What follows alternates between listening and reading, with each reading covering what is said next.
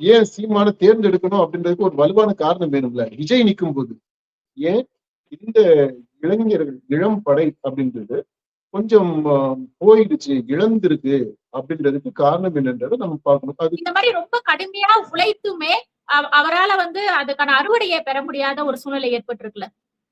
அந்த பிரச்சாரத்திற்கான அவசியமே இன்னைக்கு இல்லை அப்படின்றதான் விஜயனுடைய இந்த எழுச்சி ப்ரூவ் பண்ணிருக்கு. நீங்க முன்வைக்கிற கொள்கை எல்லாம் நல்லா இருக்கு, கோட்பாடெல்லாம் நல்லா இருக்கு. ஆனா எனக்கு இந்த இந்த அடுத்து 5 வருஷத்துக்குள்ள என்ன நடக்கும், இப்ப நான் ஓட்டு போடும்போது என்ன நடக்கும், ஓட்டு போட்ட உடனே என்னென்ன எனக்கு கிடைக்கும், அந்த கேள்வி மனசுல முன்னால நிக்குது. அதை நம்ம சீரியஸா எடுத்துக்கணும். தேர்தல் அரசியலுக்கான மாடல் அது எப்படி இருக்க முடியும் அப்படின்றத சீமான் அவருடைய தம்பிட்ட இருந்து கத்துக்கலாம்னு நினைக்கிறேன்.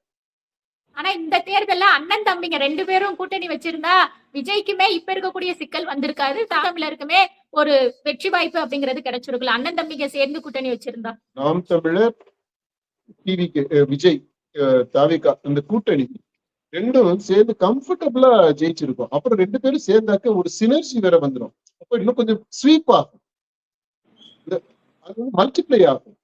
அப்படி ஆகும்போது ஈஸியா ஒரு 160-170 சீட்டெல்லாம் அடிச்சுட்டு வந்திருந்திருக்கலாம். இந்த 2 பேர் மட்டும் சேர்ந்திருந்தாரு.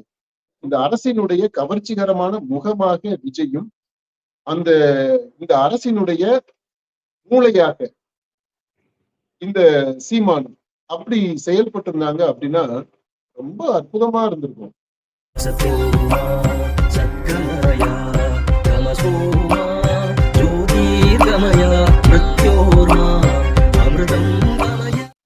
நாம் தமிழர் கட்சி இந்த தேர்தல்ல ஒரு தோல்வியை தான் சந்திச்சிருக்கு. எல்லா தொலைக்காட்சிகள், எல்லா ஊடகங்கள் எல்லாத்துலயுமே பாத்தீங்கன்னா திமுக தோல்வி அடைஞ்சிருச்சு, அதிமுக தோல்வி அடைஞ்சிருச்சு அப்படிங்கிறத பேசுறாங்க. எக்ஸிட் போல்லயுமே நாம் தமிழர் அதர்ஸ் அப்படிங்கிற ஒரு கேட்டகரியில தான் வச்சிருந்தாங்க. நாம் தமிழருமே தோல்வி அடைஞ்சிருக்குது, யாரும் பேசல. குறிப்பா சீமான் அவர்களும் இந்த தோல்வி குறித்து ரொம்ப உருக்கமா வீடியோ எல்லாமே வெளியிட்டு இருக்கிறாரு. இந்த நாம் தமிழர் சீமான் உட்பட நாம் தமிழர் கட்சியினுடைய தோல்வியை நம்ம எப்படி எடுத்துக்கிறது? அது ஸ்டாலினுடைய தோல்வியை எல்லாரும் பேசுறாங்க, நேஷனல் லெவல்ல டிஸ்கஸ் பண்றாங்க. நிறைய பேர், நிறைய அமைச்சர்கள், முன்னாள் இந்நாள் அமைச்சர்கள் எல்லாமே வாஷ் அவுட் ஆகியிருக்கிறாங்க. அதை பத்தி தான் பேசுறாங்க.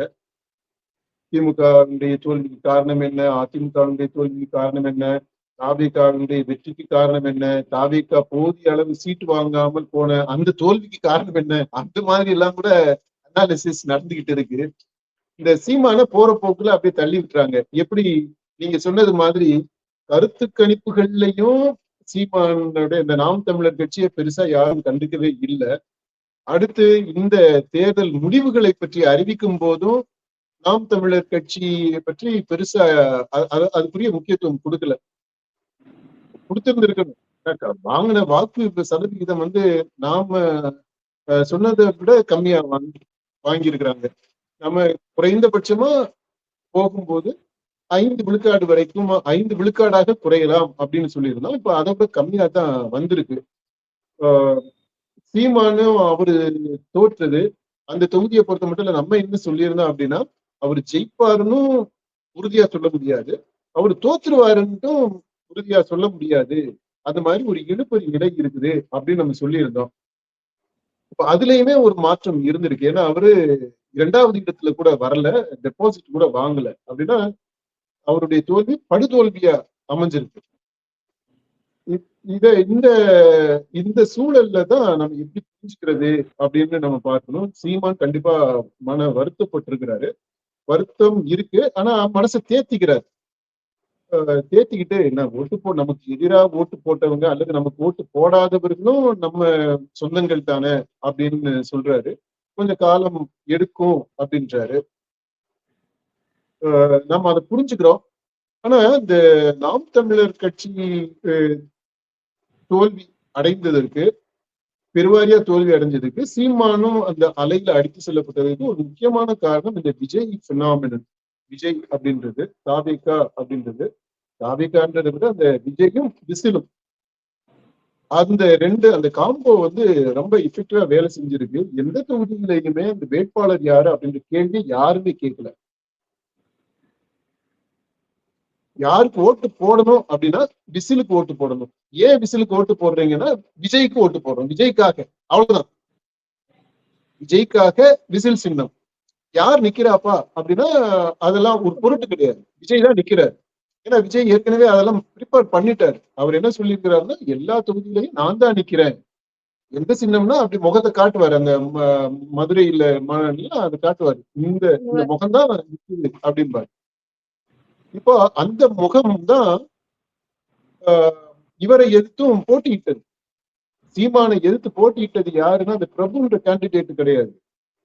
விஜய் என்ற கட்சியினுடைய தலைவர், ஒரு கல்ட் ஃபிகர். அவர் தான் போட்டியிட்டார். விஜய் போட்டியிடும் போது சீமான் ஜெயிக்கணும்ன்ற அவசியம் எப்படி இருக்கும்? ஏன் சீமான தேர்ந்தெடுக்கணும் அப்படின்றதுக்கு ஒரு வலுவான காரணம் வேணும்ல. விஜய் நிற்கும் போது ஸ்டாலினே அடிச்சு தள்ளப்பட்டுறாங்க. அப்போ சீமான அந்த மாதிரியான அந்த விஜய் விசில் அலையில அப்படியே அடித்து செல்லப்பட்டுட்டாரு அப்படின்னு நம்ம புரிஞ்சுக்கிறோம். இப்ப அதுக்குமே என்ன காரணம் அப்படின்னு நம்ம பார்க்கணும். இப்ப விஜய்க்கு சில தனிப்பட்ட அம்சங்கள் இருக்கு. அதை பத்தி தனியா நம்ம காணொலிகள்ல விரிவா பேசி இருக்கிறோம். இன்னுமே பேச வேண்டியது. அதை நம்ம அடுத்தடுத்த காணொலிகள்ல நம்ம பார்க்கலாம். இப்ப இந்த சீமானை பொறுத்த மட்டும் இல்ல, நாம் தமிழர் கட்சி இந்த மாதிரி ஒரு 8 விழுக்காடுக்கு மேல வாங்கி தேர்தல் ஆணையத்தினுடைய அங்கீகாரம் பெற்ற ஒரு கட்சி இப்போ இந்த தேர்தல்ல அதை மேம்படுத்துறதுக்கு பதிலா சறுக்கி இருக்கு. பெரிய அளவுல சறுக்கி இருக்கு. அப்படின்னா எல்லா கட்சிகளுமே சறுக்கி இருக்கிறாங்க. இந்த தாவேகாவுடைய தாக்கம் விஜயினுடைய தாக்கத்தினால எல்லாருக்குமே அந்த பெர்சன்டேஜஸ் எல்லாமே குறைஞ்சிருக்கு. அதுல இவருக்கும் குறைஞ்சிருக்கு.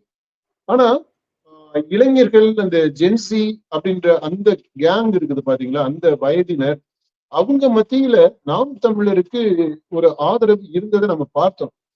இப்ப அந்த ஆதரவை ஏன் இந்த தேர்தல்ல கன்சாலிடேட் பண்ணிக்க முடியல, தக்க வைத்துக் கொள்ள முடியல, அல்லது ஏன் அதை அதிகப்படுத்த முடியல? விஜயால அது ஏன் முடிஞ்சது? விஜய் பின்னாடி எல்லாருமே போயிடல, நிர்வாகியா போயிருக்கிறாங்க, எல்லாரும் கிடையாது. அப்போ மீத இருந்தவங்க எல்லாம் கணிசமா இவருக்கு வந்துட்டணும் இல்லையா? அப்போ அந்த அந்த இடத்துல என்ன காரணம் அப்படின்றத அந்த கேள்வியை நாம் தமிழர் கட்சியில கேட்கணும். ஏன் இந்த இளைஞர்கள், இளம் படை அப்படின்றது கொஞ்சம் போயிடுச்சு, இழந்திருக்கு அப்படின்றதுக்கு காரணம் என்னன்றதை நம்ம பார்க்கணும். அதுக்கு விஜயை மட்டுமே காரணமா சொல்லிட முடியாது. விஜய்க்கு இருக்கக்கூடிய ஈர்ப்பு சக்தி இருந்துச்சு, அவர் கவர்ச்சியா இருக்கிறாரு, அவர் சினிமா ஹீரோவா இருக்கிறாரு அப்படின்னு அந்த மாதிரியான காரணங்களை மட்டுமே சொல்லிட முடியாது. அவருக்கு கல்ட் ஃபிகர், நம்ம காட் ஃபிகர் என்ற அளவுக்கு அதை பத்தி பேசி இருக்கிறோம். அந்த அளவுக்கு போயிருக்கிறாரு அப்படின்றது மட்டுமே கிடையாது. இந்த பக்கம், நம்ம பக்கம், அதாவது நாம் தமிழர் பக்கம் என்ன இருக்குது அப்படின்றத அவங்க கேட்டுக்கணும். ஏன், என்ன காரணம், என்ன இங்க இல்லாததுனால இவங்க நம்மளை விட்டுட்டு போக முடிஞ்சது அப்படின்ற கேள்வி கேட்கணும். அங்க என்ன இருந்துச்சுன்றத சொல்றேன் இல்லையா? தாவேகா சொல்லுங்க. இப்ப நாம் தமிழர் பொறுத்தவரை எல்லாத்துலயுமே தனித்துவமானதானப்பா இருந்தாங்க. இப்ப நம்மளுமே அது குறிப்பிட்டு பேசியிருக்கிறோம். வேட்பாளர்கள் தேர்வு செஞ்சதா இருக்கட்டும், தேர்தல் அறிக்கை ஒரு இலக்கணமா, இலக்கிய முன்னுதாரணமாவே அதை எடுத்து சொல்லலாம் அப்படிங்கிறதையும் நம்ம குறிப்பிட்டு இருக்கிறோம். அந்த மாதிரிதான் அவர்களுடைய தேர்தல் அறிக்கையுமே இருந்துச்சு மற்ற கட்சிகளை ஒப்பிடும் போது. அதே மாதிரி சீமான் அவர்களுடைய உழைப்புமே ஒரு கடுமையாதான் உழைச்சாரு. பிரச்சாரங்கள்ல நம்ம பார்த்து கொட்டும் மலையில நின்று பிரச்சாரம் பண்ணங்களாம் பார்த்தோம். இந்த மாதிரி ரொம்ப கடுமையா உழைத்துமே அவரால அதுக்கான அறுவடையை பெற முடியாத ஒரு சூழ்நிலை ஏற்பட்டிருக்குல்ல. நீங்க 2 பாயிண்ட் சொன்னீங்க. ஒண்ணு, அந்த மேனிஃபெஸ்டோ, தேர்தல் அறிக்கை, வரைவு அறிக்கை, டிக்ளரேஷன் மாதிரி அவங்க ஆட்சிக்கு வந்தா என்ன நடக்கும் அப்படின்றத பற்றி ஒரு முழு நீள திரைப்படம் மாதிரி ஒரு அழகா தயார் பண்ணியிருந்தாங்க அந்த டாக்குமெண்ட். அதை பத்தி சொன்னீங்க. 2வது சீமானுடைய உழைப்பு பத்தி சொன்னீங்க. இது ரெண்டுமே தேர்தல் அரசியலுக்கு அவசியமற்றது அப்படின்றதுதான் ப்ரூவ் ஆயிருக்கு. தொடர்ந்து நீங்க பாருங்க, அடுத்தடுத்து வந்த தேர்தல்கள் எல்லாத்துலயும், ஒவ்வொரு தேர்தலையுமே அதுதான் மக்கள் சொல்லி இருக்கிறாங்க. ஏப்பா நல்லா இருக்கு, நீங்க முன்வைக்கிற கொள்கை எல்லாம் நல்லா இருக்கு, கோட்பாடெல்லாம் நல்லா இருக்கு. ஆனா எனக்கு இந்த இந்த அடுத்து வந்த 5 வருஷத்துக்குள்ள என்ன நடக்கும்? இப்ப நான் ஓட்டு போடும்போது என்ன நடக்கும்? ஓட்டு போட்ட உடனே என்னென்ன எனக்கு கிடைக்கும்? அந்த கேள்வி மனசுல முன்னால நிக்குது. அதை நம்ம சீரியஸா எடுத்துக்கணும்.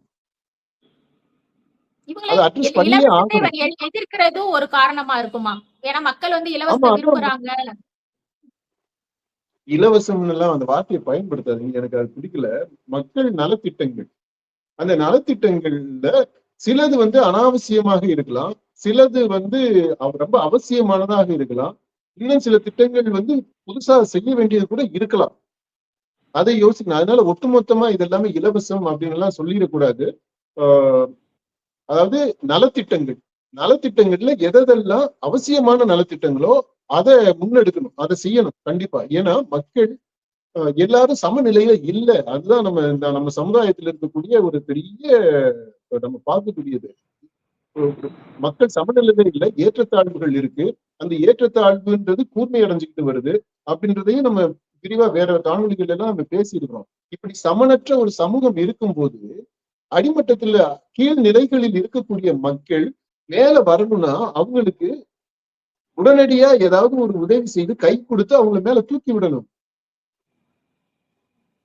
அவர் கிடந்து ஒரு பள்ளத்துக்குள்ள விழுந்துட்டாங்க ஒருத்தர் அப்படின்னா, நீங்க இல்ல நீ வந்து நீ உன்னுடைய உடம்ப வலுவாக்கிட்டு நீ ஜம்ப் பண்ணி மேல வா அப்படின்னு சொல்ல முடியாது. அது வரைக்கும் காத்துக்கிட்டு இருக்க முடியுமா? அப்ப நீ அவருக்கு வந்து நல்ல உடல் வலுவை குதிக்கிற அளவுக்கு, இந்த பள்ளத்துல இருந்து தாவி குதிக்கிற அளவிற்கு வலு வரணும்னா எத்தனை வருஷம் ஆகுது? இமீடியட்டா மேல வரணும் அப்படின்னா கை கொடுத்து தூக்கி விடணும். அதுக்கு அப்புறமா உடல் வலுவை பத்தி பேசிக்கலாம். அடுத்த தடவை இந்த மாதிரி பள்ளத்துல விழுகும் போது எந்திரிச்சு வர்றதுக்கு தயார் பண்ணிக்கலாம். இப்போ இன்னைக்கு இருக்க சூழ்நிலையில என்ன பண்றது? இந்த கேள்வி ரொம்ப முக்கியமான கேள்வி. அதனால நலத்திட்டங்கள்ன்றதுல அவசியமான நலத்திட்டங்களை உடனடியாக செய்ய வேண்டிய திட்டங்களை செய்யணும். அது மக்கள் எதிர்பார்க்கிறது தவறு கிடையாது. அந்த எதிர்பார்ப்பு ரொம்ப ரொம்ப நியாயமானது. அதை அட்ரஸ் பண்ணியே ஆகணும். நாம் தமிழர் அதை பண்ணல. அது ஏதோ ஒரு கொள்கைக்கு எதிரானது அப்படின்றது மாதிரி, அது கெட்ட செயல் அப்படின்றது மாதிரி அதை அப்படி ஒதுக்கி வச்சிருக்காங்க, புறம் தள்ளிடுறாங்க. அது மறுபரிசீலனை செய்ய வேண்டியது இருக்கு. ஏன்னா தொடர்ந்து ஒவ்வொரு தேர்தலையுமே இந்த பாடத்தை மக்கள் சொல்லிக்கிட்டே தான் இருக்கிறாங்க. இந்த தேர்தல்ல அது ரொம்ப வெளிப்படையாக மக்கள் சொல்லிட்டாங்க. அதாவது விஜய் வந்ததுனால நிறைய நல்ல விஷயங்கள் நடந்திருக்குது அப்படின்றத நாம தொடர்ந்து பதிவு பண்ணிக்கிட்டே இருக்கிறோம். ஒவ்வொரு காணொலியிலையுமே நம்ம அதை சொல்றோம். இப்ப இதுல ஒரு நல்ல விஷயம் என்ன நடந்திருக்கு அப்படின்னா, இந்த நலத்திட்டங்கள் அப்படின்றது பாருங்க, திமுக 2000 இல்ல 1500 எவ்வளவோ ஒரு அமௌண்ட சொல்றாங்க. அவங்க அதிமுக இன்னொரு அமௌண்ட சொல்றாங்க. இவரு அவங்க 2 பேரை விட அதிகமா சொல்றாரு தாவேகா. அதே மாதிரி நீங்க பாருங்க, எல்லா திட்டங்களும் எல்லாத்துலயுமே நீங்க பாருங்க ஒருபடி மேலதான் அடுத்த லெவல்ல அவர் சொல்லியிருப்பாரு. அவர் என்ன சொல்ல வர்றாரு? தீய சக்தியை அகற்றிட்டு தூய சக்தி ஆட்சிக்கு வரணும். நான் வரும்போது லஞ்சம் ஊழல் இதெல்லாம் இருக்காது. அப்படி அந்த மாதிரி எளிமையான கோஷங்களை சொல்றாரு. அவர் கொள்கைகள் எல்லாம் பெருசா சொல்லல. ஆமா, இல்ல அப்ப முடிச்சிட்டாரு இல்லைங்க. அந்த 5 பாயிண்ட் தான் தேவை மக்களுக்கு. அந்த 5 பாயிண்ட் எல்லாமே அடங்கி போயிருது. இந்த 5 பாயிண்ட எப்படி நடைமுறைப்படுத்துறோம் அப்படின்றதுலதான் இந்த வரைவு அறிக்கை, சீமானுடைய வரைவு அறிக்கை வருது. எப்படி எல்லாம் நடைமுறைப்படுத்தலாம் அப்படின்னா, இந்த சுற்றுச்சூழலுக்கு என்ன பண்றது, இதுக்கு என்ன பண்றது, அதுக்கு என்ன பண்றது அப்படின்ற அந்த எல்லாமே வருது. நீங்க இப்ப நாம் தமிழர்ல என்ன பண்றோம்னா, இந்த மாதிரி ஒரு வகுப்பு எடுக்கிறது மாதிரி அல்லது ஒரு செமினார் எடுக்கிறது மாதிரி இந்த கொள்கைகளை கோட்பாடுகளை மக்கள்கிட்ட வந்து பிரசன்ட் பண்ணிக்கிட்டே இருக்கிறோம். அது அவங்க தலைக்கு மேலதான் போய்கிட்டு இருக்கு. அதெல்லாம் உள்வாங்கக்கூடிய சூழல் அது கிடையாது. அது தேர்தல் களம் இருக்குது பாத்தீங்களா, அந்த பிரச்சார களம் அப்படின்றது இந்த மாதிரியான ஒரு அறிவார்ந்த விதத்துல வகுப்படுத்துறதுக்கான இடம் கிடையாது. அவங்களுக்கு எளிமைப்படுத்திய அவங்களுடைய இருப்புக்கு என்ன அவசியமோ அதை வழங்கக்கூடிய, ப்ராமிஸ் பண்ணக்கூடிய ஒரு இதுதான் வேணும், ஒரு பேச்சு வேணும். அந்த ப்ராமிஸ் தான் அவங்களுக்கு தேவை. அத விஜய் வந்து ரொம்ப கவர்ச்சிகரமான ஒரு ஆளுமை. அவரு இந்த கவர்ச்சிகரமான வார்த்தைகள்ல போட்டு அதை பிரசன்ட் பண்ணாரு. இங்க அது சீமான் வந்து அவர் தம்பி விஜய்கிட்ட இருந்து கத்துக்க வேண்டிய விஷயம்னு நான் நினைக்கிறேன். அதனால கொள்கை அப்படின்றதெல்லாம் இல்லை, அது பெரிய விஷயம் கிடையாது. பெரிய விஷயம் கிடையாது.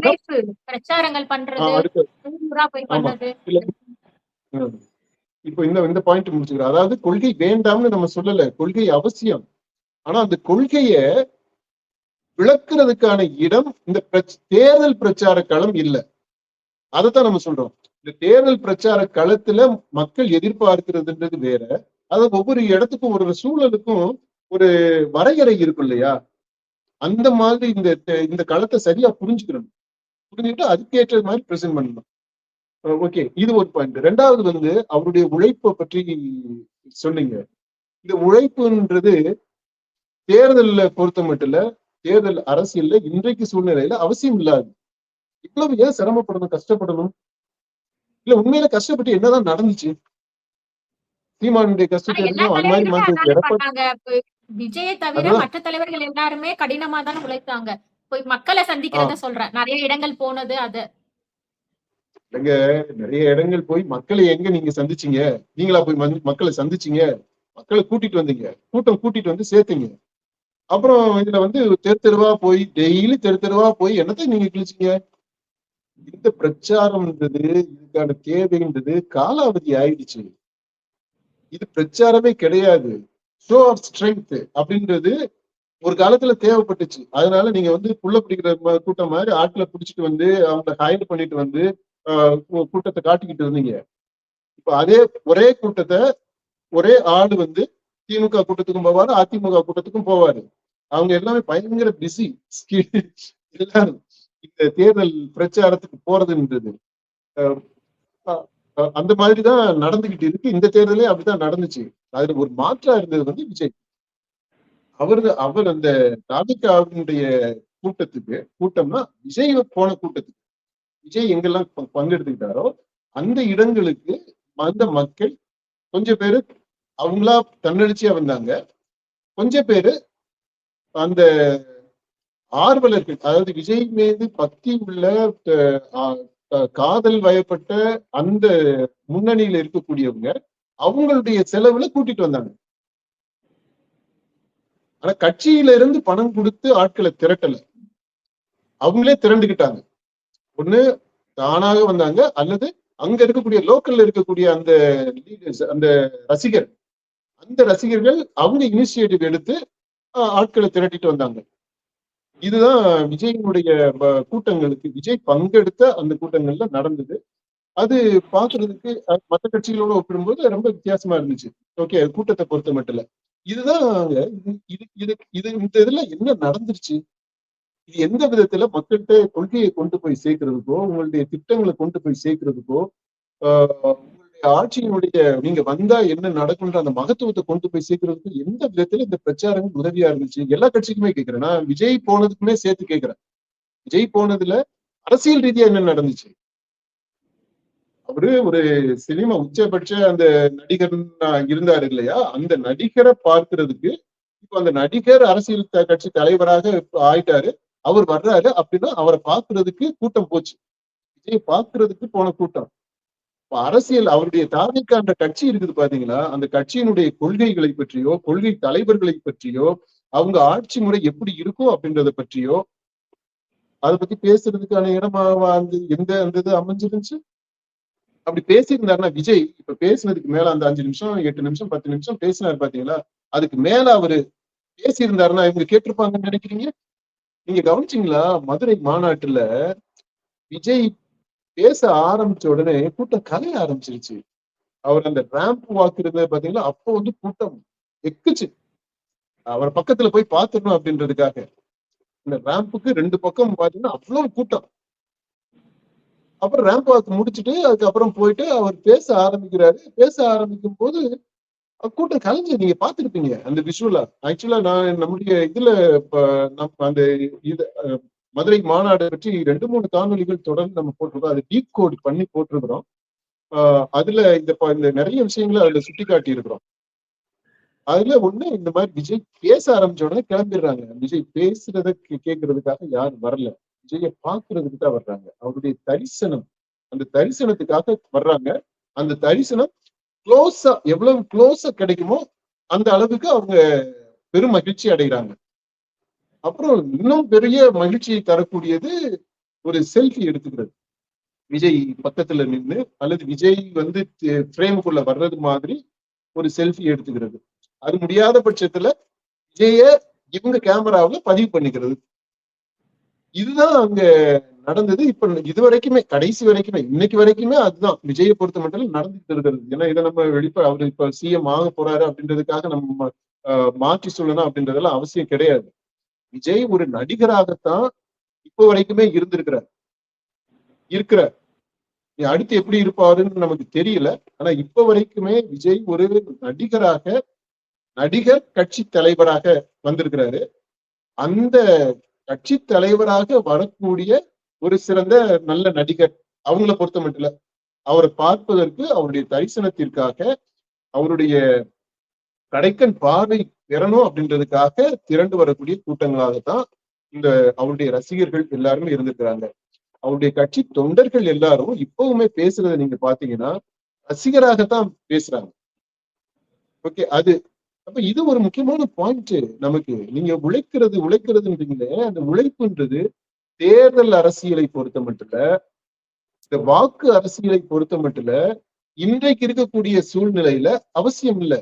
அது விஜய்க்கே அவசியம் இல்லதான். அதனாலதான் அவர் சில இடங்களுக்கு ரொம்ப போட்டு டார்ச்சர் பண்ணதுனால அவரு ஓகே அப்படின்ட்டு சில இடங்களுக்கு போனாரு, பல இடங்களை கேன்சல் பண்ணாரு, பல மாவட்டங்களுக்கு போகவே இல்லை, அந்த ஸ்கெடியூல்குள்ளேயே வரல.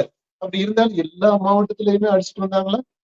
எல்லா மாவட்டத்திலயுமே கணிசமான வாக்கு வாங்கியிருக்கிறாங்களா? எல்லா தொகுதிகளையுமே கணிசமா வாக்கு வாங்கியிருக்கிறாங்களா? பல தொகுதிகள்ல ஜெயிச்சிருக்கிறாங்கல்ல. நல்ல லீடிங்ல, சில தொகுதிகள்ல நல்ல லீடுல ஜெயிச்சிருக்கிறாங்க, சில தொகுதிகள்ல கொஞ்சம் இழுப்பறியில ஜெயிச்சிருக்கிறாங்க. அப்ப இந்த உழைப்பு அப்படின்றது நம்ம ரீடிஃபைன் பண்ணணும். இன்னைக்கு இந்த மாதிரி வேர்வை சிந்தி மழையிலையும் வெயிலையும் நின்று கஷ்டப்பட்டு தான் நீ பிரச்சாரம் பண்ணணும், மக்களை சந்திக்கணும்னு இல்லை. மக்களை யாருமே சந்திக்கல. உண்மையில சொல்ல போனா விஜய்ல இருந்து எடப்பாடி பழனிசாமி, ஸ்டாலின், உதயநிதி யாரும் மக்களை சந்திக்கல. மக்கள் பார்த்துட்டு போனாங்க. நீங்க கூட்டிட்டு வந்தீங்க. விஜயை பொறுத்த மட்டும் இல்ல, அவங்க வந்தாங்க, தலைவரை பார்த்தாங்க, போயிட்டாங்க. அவங்களுடைய கனவு நாயகனை பார்த்தாங்க, போயிட்டாங்க. அல்லது அவங்களுடைய கடவுளை பார்த்தாங்க, போயிட்டாங்க. அவ்வளவுதான். இப்ப இதுல எதுக்காக அவ்வளவு உடலை வருத்தி பிரச்சாரம் பண்ணணும் அப்படின்ற தேவையில்லை. அந்த பிரச்சாரத்திற்கான அவசியமே இன்னைக்கு இல்லை அப்படின்றதுதான் விஜயனுடைய இந்த எழுச்சி ப்ரூவ் பண்ணிருக்கு. அப்போ நிறைய அந்த கன்வென்ஷனலா இருக்கக்கூடிய அந்த மித்ஸ் இருக்குது பாத்தீங்களா, புனைவுகள். அந்த புனைவுகள் எல்லாம் ஒன்னொன்னா கட்டு உடைக்கப்பட்டிருக்கு, டீமித்தாலஜைஸ் பண்ணி இருக்குது விஜயனுடைய இந்த வருகை, அரசியல் வருகைன்றது. இதையும் தம்பிட்ட இருந்து சீமான் கற்றுக்கணும்னு நினைக்கிறேன், தெரிஞ்சுக்கணும். ஏன்னா இவர் விஜய் அரசியலுக்கு வர்றதுக்கு முன்னாடி இவர் நிறைய இன்புட் எல்லாம் கொடுத்துருக்கிறாரு. அது நமக்கு எல்லாருக்குமே தெரியும். ரெண்டு பேருமே அந்த ரெண்டு சைடுல இருந்தும் அதை நம்ம அக்னாலேஜ் பண்ணி இருக்கிறாங்க. அப்படி தம்பிக்கு இன்புட் கொடுத்தவர் கட்சி ஆரம்பிக்கிறதுக்கு முன்னாடி. இப்போ அரசியல் செயல்பாட்டு அளவுல தம்பிட்ட இருந்து இவர் கத்துக்க வேண்டிய விஷயங்கள் இருக்கு. அதுல ஒண்ணு, இந்த கொள்கை கோட்பாடு அப்படின்றத தேர்தல் களத்திற்கு ஏற்றது மாதிரி நம்ம கொடுக்க வேண்டியது இருக்கு. இரண்டாவது, இந்த உழைப்பு அப்படின்றது, இந்த கடின உழைப்பு அப்படின்றத இந்த ஸ்மார்ட்டா எப்படி பண்ண முடியும்? இன்னைக்கு இருக்கக்கூடிய தகவல் புரட்சி நடக்கக்கூடிய சூழ்நிலையில, இந்த டிஜிட்டல் மீடியா இருக்கக்கூடிய ஆதிக்கம் நிறைந்த இந்த சூழ்நிலையில எப்படி பண்ண முடியும்? இஃபெக்டிவா, விரைவா, இன்னும் எளிமையா எப்படி பண்ண முடியும் அப்படின்றத பார்க்கணும். இது கத்துக்க வேண்டியது. மூன்றாவது, அந்த இது இருக்குது இல்லையா, சலுகை அப்படின்னு சொல்லப்படக்கூடிய அந்த நலத்திட்டங்கள், அந்த நலத்திட்டங்கள் பற்றிய பார்வையை மறுபரிசீலனை செய்யணும் அப்படின்றது. அதுவுமே எப்படின்றத நம்ம தம்பிட்ட இருந்தே அண்ணன் அந்த ஐடியாவை, ஒரு மாடலை பாத்துக்கிற முடியும். தேர்தல் அரசியலுக்கான மாடல் அது எப்படி இருக்க முடியும் அப்படின்றத சீமான் அவருடைய தம்பிட்ட இருந்து கத்துக்கிடலாம்னு நினைக்கிறேன். அண்ணன் கத்துக்கிறணும்னு சொல்லி சில விஷயங்கள் சொல்லி இருக்கிறீங்க. ஆனா இந்த தேர்தல்ல அண்ணன் தம்பிங்க ரெண்டு பேரும் கூட்டணி வச்சிருந்தா விஜய்க்குமே இப்ப இருக்கக்கூடிய சிக்கல் வந்திருக்காது. இது நாம் தமிழருக்குமே ஒரு வெற்றி வாய்ப்பு அப்படிங்கிறது கிடைச்சிருக்குல்ல, அண்ணன் தம்பிங்க சேர்ந்து கூட்டணி வச்சிருந்தா. கண்டிப்பா இது உண்மையிலே நான்லாம் கூட எதிர்பார்த்தேன் அப்படி ஒரு கூட்டணி அமைஞ்சிருந்தா. ஏன்னா விஜய் அவர் முதல் மாநாட்டிலே சொல்லிட்டாரு, கூட்டணிக்கு தயாரா இருக்கிறேன், ஆட்சியில பங்கு, அதிகாரத்துல பங்கு கொடுக்கறதுக்கு ரெடியா இருக்கிறேன் அப்படின்னு அனௌன்ஸ் பண்ணிட்டார், டிக்ளேர் பண்ணார். பொதுவாக நம்ம சீமான் தான் தனித்து போட்டியிடுவதில் உறுதியாக இருந்தாரு. கடைசி நேரத்துல இப்போ தம்பி கூட சேர்ந்து போறது, தம்பி மேல ஒரு கன்சர்னோட தான் இருந்தார். ஒரு ஓப்பன்னஸோட இருந்த மாதிரிதான் நமக்கு தெரிஞ்சது. ஆனா அந்த கூட்டணி முயற்சி ஏன் எடுக்கல? என்ன காரணம்? ஈகோ ப்ராப்ளமா? தம்பி வந்து கேட்கட்டும், அண்ணன்ட்ட வந்து கேட்கட்டும் அப்படின்றதா? இல்ல இவரு தம்பி 2வது தான் அரசியலுக்கு வந்திருக்கிறாரு, அதனால மூத்தவன் நானு, அதனால அவர் தான் என்கிட்ட வரணும், நான் எப்படி போய் பேச முடியும் அப்படின்ற அந்த மாதிரியான அந்த ஈகோவா என்னன்றது நமக்கு தெரியல. ஆனா அது ஒர்க் அவுட் ஆயிருந்துன்னு வச்சுக்கங்களேன். இந்த ரிசல்ட்டவே எடுத்துக்கங்க, இந்த தேர்தலிலேயே கண்டிப்பா இது இந்த நாம் தமிழர், டிவிகே, விஜய், தாவேகா இந்த கூட்டணி 2ம் சேர்ந்து கம்ஃபர்டபுளா ஜெயிச்சிருக்கும். அப்புறம் 2 பேரும் சேர்ந்தாக்க ஒரு சினர்ஜி வேற வந்துடும். அப்ப இன்னும் கொஞ்சம் ஸ்வீப் ஆகும், அது வந்து மல்டிப்ளை ஆகும். அப்படி ஆகும்போது ஈஸியா ஒரு 160 170 சீட் எல்லாம் அடிச்சுட்டு வந்திருந்திருக்கலாம். இந்த 2 பேர் மட்டும் சேர்ந்திருந்தாரு 160 170 சீட் வந்திருக்கும். அப்படி அந்த சினர்ஜி ஆகாம இவங்க 2 பேர் மட்டும் சேர்ந்திருந்தாலே கம்ஃபர்டபுளான மெஜாரிட்டியோட இவங்க ஆட்சிக்கு வந்திருக்க முடியும். அந்த அந்த இது நடந்திருந்தா இதுக்கு நல்லா இருந்திருக்கும், தமிழ்நாட்டுக்கு நல்லா இருந்திருக்கும். அது உண்மையாலே ஒரு மாற்றமாக இருந்திருக்கும். அதாவது இந்த கவர்ச்சிகரமான இந்த அரசினுடைய கவர்ச்சிகரமான முகமாக விஜயும், அந்த இந்த அரசினுடைய மூளையாக இந்த சீமானும் அப்படி செயல்பட்டிருந்தாங்க அப்படின்னா ரொம்ப அற்புதமா இருந்திருக்கும். ஆனா 2 பேருக்கும் டெம்பரமெண்ட் வைஸ் செட் ஆகலன்னு தான் நினைக்கிறேன், செட் ஆகாதுன்னு தான் நினைக்கிறேன். ஏன்னா 2 பேருமே ஸ்ட்ராங் பர்சனாலிட்டிஸ். அவ்வளவு ஈஸியா எல்லாம் விட்டு கொடுத்து போற ஆட்கள் கிடையாது. விஜயை பத்தி நமக்கு தெரியும். அவரு முடிவு எடுத்தாருன்னா அதுல ரொம்ப உறுதியா இருப்பார், சாதிச்சே தீரணும் அப்படின்றதுதான். அவர் சின்ன வயசுல இருந்தே அப்படிதான் இருந்தாரு அப்படின்ட்டு அவங்க அப்பா எல்லாமே கூட சொல்லியிருப்பாரு. விஜயே கூட இதுல எல்லாம் சொல்லியிருக்கிறாரு, அவர் இந்த நடிகர் ஆகணும்ன்றதுல எவ்வளவு உறுதியாக இருந்தாரு அப்படின்றது. நடிகர் ஆனாரு, நடிகர் ஆன பிற்பாடு கட்சி ஆரம்பிக்கிறதும் சரி, கட்சி ஆரம்பிச்சு ஒவ்வொரு ஸ்டெப்பையுமே வந்த அந்த ஹேர்டில்ஸ், அந்த தடைகள் ஒவ்வொன்றையும் எப்படி அவரு மன உறுதியோட தாண்டி வந்தாரு அப்படின்றத நம்ம பாக்குறோம். அதே மாதிரிதான் சீமானும் ரொம்ப பிடிவாதம், ரொம்ப இறுக்கம்.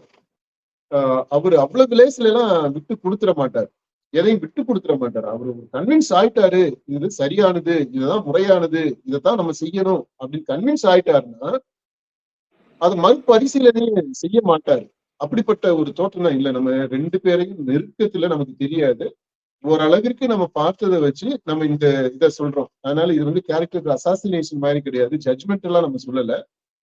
அப்படிதான் 2 பர்சனாலிட்டி டைப்ஸும் நமக்கு தெரியுறாங்க பொது வெளியில. அப்படிதான் அவங்களுடைய செயல்பாடுல பார்க்கும்போது நமக்கு தெரியுது. அதனால 2 பேருமே டஃப்பான ஆட்கள், 2 பேருக்குமே ஸ்ட்ராங்கான ஈகோ இருக்கு. அதனால இப்ப 2 பேரும் சேர்ந்து வர முடியாத ஒரு சூழல் ஆயிடுச்சு. இப்ப பாருங்க, விஜய் இறங்கி வர வேண்டிய சூழ்நிலை ஆகி போயிடுச்சு. ஏன்னா அவரு ஜெயிச்சிருந்தாலும் ஜெயிக்கல அப்படி ஒரு நிலைமை. ஆட்சி அமைக்கணும், கண்டிப்பா அவர் முதல்வர் ஆகுறாரு அப்படின்றதுல எனக்கு மாற்று கருத்து இல்லை. அது முன்னாடி இருந்தே எனக்கு அப்படி மனசுல தோணிக்கிட்டே தான் இருந்துச்சு, அவர் முதல்வர் ஆகுறாருன்ட்டு. இப்போ முடிவுகள் அப்படிதான் இருக்கு, அவர் முதல்வர் ஆயிடுவாரு. ஆனா இப்போ சில பேரோட அனுசரிச்சு போக வேண்டியது இருக்கு. அதாவது இப்ப எப்படின்னா மத்த கட்சியில் வர்றவங்க டிமாண்ட் பண்ணுவாங்க. அவரு அந்த வீசாலை மாநாட்டுல சொல்லும் போது நம்மை நம்பி சில பேர் வருவார்கள் இல்லையா, அவர்களையும் நம்ம ஆதரிக்கணும் இல்லையா, அவர்களுக்கும் நாம பங்கு கொடுக்கணும் இல்லையா அப்படின்னு பேசியிருப்பாரு. அது யாருடைய இதுவும் இல்லாமலே நம்ம ஜெயிச்சிடுவோம், ஆனா நம்மளை நம்பி வர்றவங்களை நம்ம சேர்த்துக்கிடுவோம் அப்படின்னு சொன்னாரு. ஆனா இப்ப நிலைமை அப்படி இல்லை. நிலைமை இப்ப எப்படி இருக்குதுன்னா, இவர் மற்றவர்களை நம்பி இருக்கிறார், மற்றவர்கள் இவருக்கு தேவைப்படுறாங்க. He is in need of others. அந்த மாதிரி ஆயிடுச்சு. அப்போ இந்த சூழ்நிலையில அவருடைய அந்த ஹீரோ இமேஜ்ல இருந்து கொஞ்சம் இறங்கி வர வேண்டியது இருக்கு. அந்த கல்ட் ஃபிகர், அப்படி எல்லாரும் நம்ம என்னை ஆராதிக்க வேண்டியவர்கள், நான் வந்து அந்த இவங்க எல்லாருக்கும் மேல இருக்கிறேன் அப்படின்றதுல இருந்து இப்போ இறங்கி வர வேண்டியது இருக்கு. அரசியல் அந்த அதிகாரம் அப்படின்ற அந்த ரீதியாக நான் சொல்றேன். அந்த அப்போ இப்படிப்பட்ட ஒரு சூழல்ல அவரு இருக்கிறார். அதனாலதான் இப்ப என்னன்னா இந்த சீமானும் விஜயும் சேர்ந்து இருந்தா இவ்வளவு சிக்கல்கள்லாம் வந்திருக்காது. ஈஸியா தம்பியோ அண்ணனோ முதல்வர் ஆயிருப்பாங்க. ஆட்சி அமைச்சர் இந்நேரம் பதவி பிரமாணம் நடந்திருக்கும். அமைச்சரவை பொறுப்பேற்றிருந்திருக்கும். அந்த மாதிரி இருந்திருக்கும். இன்னைக்கு என்ன நேற்று தேர்தல் முடிவு வந்துச்சா? திங்கள் செவ்வாய் நாளைக்கு புதன்கிழமை நடந்திருக்கும். இல்ல முருகனுடைய நாள் செவ்வாய்க்கிழமை அப்படின்றதுனால இன்னைக்கு கூட முன்னாடி பரவிட்டு இருந்த சமூக வலைதள பரவினது 7ஆம் தேதி பதவியேற்பு விழான்னு சொல்லிட்டு ஒரு வைரல் ஆயிட்டு இருந்துச்சுல. வியாழக்கிழமை சாய்பாபா முகத்த நாள்னால அன்னைக்கு பதவியேற்பு வியாழக்கிழமையா? ஓகே, சாய்பாபா நாள் இருக்கு, செவ்வாய்க்கிழமை முருகனுடைய நாள், புதன்கிழமை பொண்ணு கிடைச்சாலும் புதன் கிடைக்காது அப்படிம்பாங்க. புதன்கிழமைக்குமே ஒரு மகத்துவம் இருக்கு, ஒரு சிறப்பு இருக்கு, ஒரு மங்களகரமான நாள்ன்ட்டு எல்லாம் ஏதாவது ஒரு நாள். ஆனா இந்நேரம் அந்த ஆட்சி பொறுப்பை ஏற்று ஆட்சி நடத்த ஆரம்பிச்சிருந்திருக்கலாம். ஆனா அது நடக்காம போயிடுச்சு. பார்ப்போம். இப்போ இந்த புதிய அரசு பிரச்சனைகள்லாம் இல்லாம எல்லாத்தையும் சுமூகமா தீர்த்து பொறுப்பை ஏற்று அவங்க ப்ராமிஸ் பண்ணது மாதிரி மக்களுக்கு தேவையான எல்லா வசதியும் எல்லாத்தையும் செய்யணும். அப்படி செய்வாங்கன்னு நம்ம எதிர்பார்ப்போம். செய்யணும்னு சொல்லிட்டு நம்ம வாழ்த்துவோம்.